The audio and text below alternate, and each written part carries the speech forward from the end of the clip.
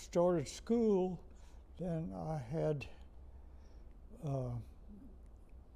every morning had to go from the house to the barn because we had milk cows. There was no running water. We drilled 2 different holes to get, the further you go down, the cooler the water is, you know. So, but for the wood for the stove just to create heat in the house was, had to cut timber and take an axe and knock all the limbs off so you could cut them. Our schoolhouse was about a mile away, and then after I became high school age, we had, believe it or not, we had buses. A man had a bus, and he bused us to school, and then I had to go out and milk cows before I could go to school, before the bus came. I wanted to volunteer induction when that time I wanted to go into it. Yeah, and I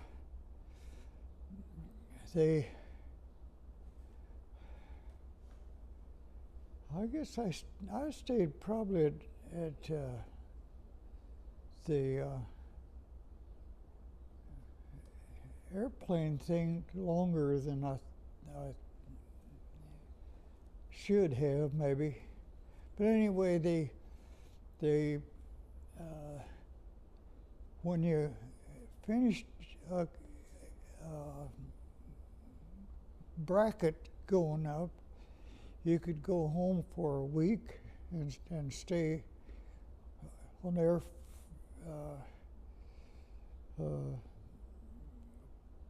and help them and hold, and that's when we built the F2. They sent me to Fort Eustice, Virginia, flew me out there, get out there, and they decided that they didn't have anything for me, and they put me on a Pullman car to send me back. Well, they thought it was a good idea, but I was more wanting to do it than they did. Well, I just went to Fort Knox. Okay. Fort Knox. I used a cultivator, or like an old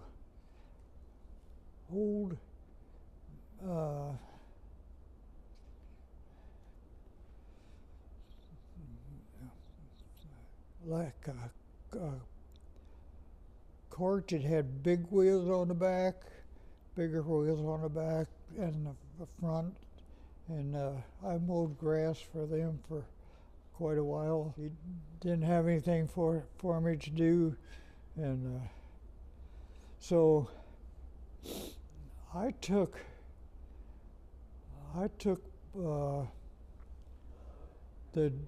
the GI Bill under my Army thing, and I went to and took aviation, flying car, and I did that for quite a while. Once I got the pilot's license, the town of Doniphan had built a factory up there, and I was moving stuff to see different parts of the. I had never been to Kansas City from St. Louis area or Doniphan area. One day they sent me to, or they wanted to get off route with it, and they wanted to go to, I want to say Pinckneyville, but it isn't, I don't think. Was up north then, up towards Iowa and up there. Well, Iowa didn't have near the roads that Missouri had, and one particular time, they sent me with a load to Pinckneyville, and we're talking about a double lane highway that only had 16 feet from right to left. Look at it now. And from there out, it was ground, dirt. So one day I left to go up there, and I got within 6 miles of Pinckneyville, and the right front steering axle dropped off the edge of the concrete and sucked the whole rig into the ditch. And